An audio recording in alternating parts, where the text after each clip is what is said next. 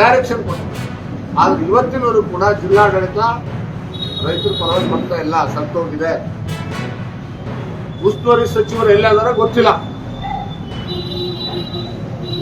ಅವ್ರೇನು ಈ ಜಿಲ್ಲೆಯಲ್ಲಿ ಇದಾರೋ ಅಥವಾ ರಾಜ್ಯದಲ್ಲಿ ಇದಾರೋ ಇಲ್ವೋ ಗೊತ್ತಿಲ್ಲ, ಯಾರಿಗೂ ಗೊತ್ತಿಲ್ಲ ಎಲ್ಲದಾರ ಅಂತ.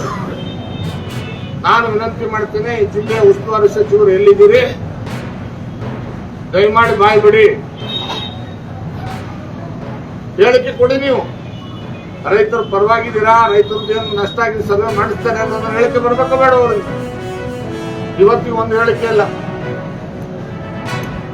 ಹೋಗ್ಲಿ, ಇನ್ನೊಬ್ಬರು ಮಂತ್ರಿ ಇದ್ದಾರೆ ಜಿಲ್ಲೆಯವರು, ಅವ್ರದ್ದು ಹೇಳಿಕೆ ಇಲ್ಲ.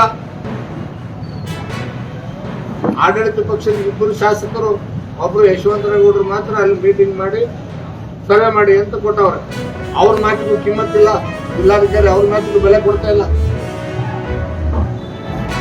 ಯಶವಂತರೇಗೌಡ ಆಡಳಿತ ಪಕ್ಷದ ಶಾಸಕ ಅಶೋಕ್ ಮುನಗುಳಿ ಯಶವಂತರೇಗೌಡ ಪ್ರೆಸ್ ಮೀಟ್ ಮಾಡಿ ಹೇಳಿದ್ರು ಕೂಡ ಅವ್ರ ಮಾತಿಗೂ 3 ಕಾಸಿನ ಬೆಲೆ ಇಲ್ಲ ಸರ್ಕಾರದಲ್ಲಿ. ನಾವು ಬಿಡಿ ವಿರೋಧ ಪಕ್ಷ, ಅವ್ರ ಮಾತಿಗಾರ ಬೆಲೆ ಕೊಡ್ಬೇಕು, ಅದಕ್ಕೂ ಕೊಟ್ಟಿಲ್ಲ. ಇವತ್ತಿಗೂ ಸರ್ವೆ ಕಾರ್ಯ ಚಾಲುವಾಗಿಲ್ಲ,